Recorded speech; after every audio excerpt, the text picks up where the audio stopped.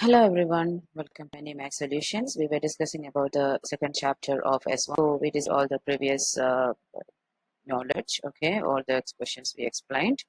Now, in this chapter, we are going to explain the different types of data.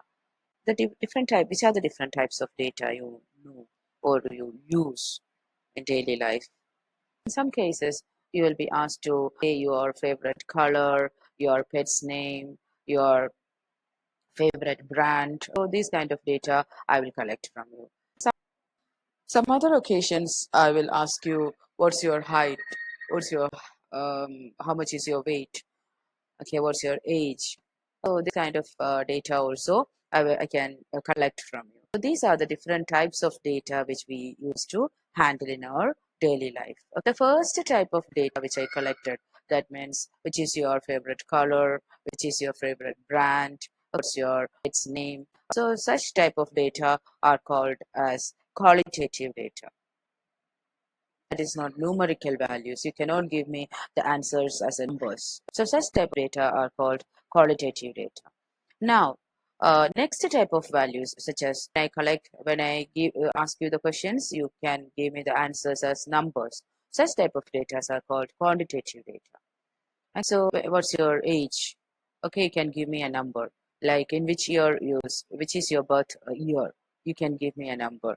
What's your weight? You can give me a number. So it's like this kind of data, the numerical answers are there. Such type of answers are called, or data are called qualitative data. So these are the different type of data are there.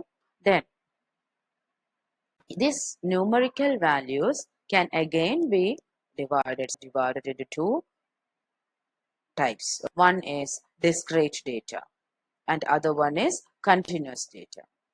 From the word itself, you can identify the meaning of what is discrete. Discrete means separate specific values for each answer. What's your age? What's your birth year? So the such kind of values will be a specific value is there. Okay. Some other case, what is your height? What's your weight? It can take any number in between, any real number it can take, according as which measure of accuracy we are using. Sometimes I need the whole number answer. I'll tell you that you can round your number or figure to the nearest whole number. Then you can give me the integer value, positive integer value you can give as the weight. Sometimes I'll tell you like I need an answer in one decimal place. So you can give me 65.1, 65.2, like that you can give me the answer. Some other case I'm telling you I need the answer in 5 decimal places. So you can 65.3526 is my weight. Like that, it can take the weight of a person can take any value in that. But if I'm asking you how many students are there, you cannot say that there are 21.5 students are there in a class. You understood? That variable cannot take such a value as a decimal or any other value. Only integers it can take, or only whole numbers it can take. So such type of data are called discrete data. Specific values are there. Okay, how many members are there in your family? How many number of girls in the school? So this type of numbers. So these type of numbers are called discrete data. And data which can take any value is called a continuous data. Have you understood the difference between these two? Now we will be discussing here example questions here. First example, state whether each of the following variables continuous or discrete.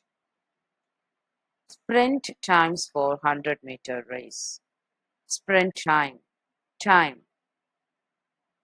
whether it has a specific integer value or any value it can take. Time, yes, it's continuous. Time is always continuous. We can take in decimals, 1 decimal place, 2 decimal place, two significant figures. We can round off with any limit of accuracy. Any degree of accuracy, we can just round off the variable time. So it is a continuous variable. Now length. Length is also the same case. It can take any values according as the degree of accuracy we are using. Now, number of 10-cent coins in a bag. Number of, how will you count the number? 1, 2, 3. We cannot count like 1, 1.5, 2, 2.4, 2.5. Like that, we cannot count the numbers. Okay, so number always, whenever you come across the example like number of something, so that will be a discrete value. Number of boys in a family, that is also a discrete value. Okay, now see in example 2, the time x seconds taken by a random sample of females to run 400 meter is measured and is shown in two different tables. Write down the class boundaries of the first row of each table. Find the midpoint and the class width for the first row of each table. So what is given here? Time in seconds and number of females. Okay, so the first table gives time to run 400 meter, 55 to 65 seconds, two females. We need to find the class boundaries. How to find the class boundaries? What do you mean by class boundaries? Yes, for a class, the upper bound and the lower bound is called the class boundaries. And the number of females in the second column is called the frequency. Okay, and 55 to 65. What is the usually the class boundary of this class? 55 and 65 are the class boundaries. What makes the difference between the first and the second table? See the second table, 55, 65, and the frequency 2. What is the difference between these two tables? What makes the difference? Here, yes, the upper bound of the first class will be the lower bound of the second class. So here what happens, the upper bound of the first class is not equal to or not same as the second lower bound of the second. There is a gap. See, 55 to 65 we took at first. Now next value starts from 66 onwards, not 65 onwards. So that there is a difference. That means there is a gap. So in that case, how will you calculate the class boundaries if gap is there? There is a gap. So in that case, how will you find the class boundaries? Okay, so in order to find the class boundaries, what is the difference between the gap happened in this 65 is here and here 66? What is the actual gap happened here? It's just 1, 65 and 65, 66, 1. So you take the half of that. 1 by 2, it is 0.5. With this lower bound of the class interval, subtract this 0.5. So 55 minus 0.5. 55 minus 0.5 will be 54.5.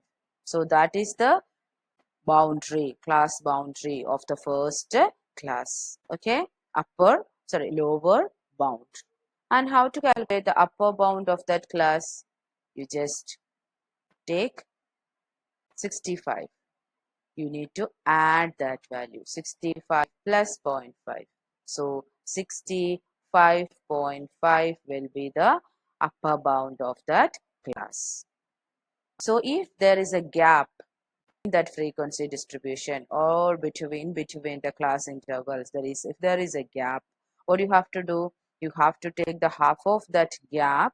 Then for the lower bound, you just subtract that value in order to get the lower bound, and for getting the upper bound, add that value to the actual upper bound. So these are the class boundaries of that first class.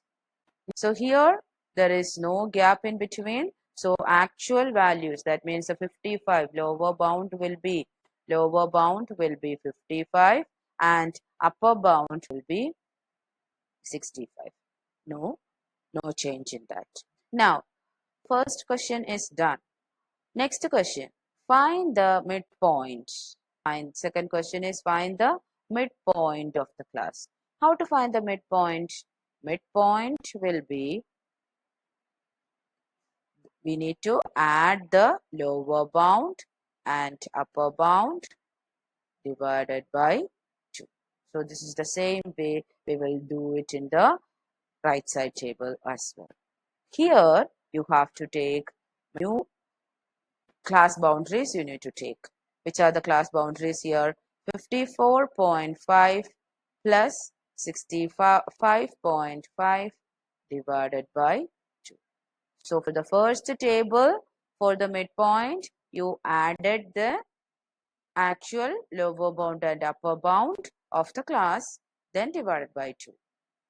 But for the second table, first you need to find the upper bound and lower bound by adding and subtracting the specific value. You will get the class boundaries, the new class boundaries you will get. Then that values will be added, then divided by 2. That is the new midpoint of that class. Okay. So for the first class, first table, what is the midpoint of the class? It is 55 plus 65 divided by 2. So 60 is the midpoint of that class. What happens to the next one?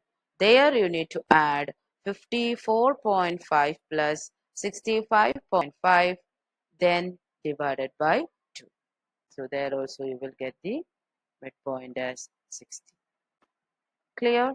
So these are the answers of midpoint of each class. Now, so we find the midpoint. Now we have to find the class width. What will be the class width? Class width always will be upper bound minus lower bound. So for the first table, table 1, what is the class width?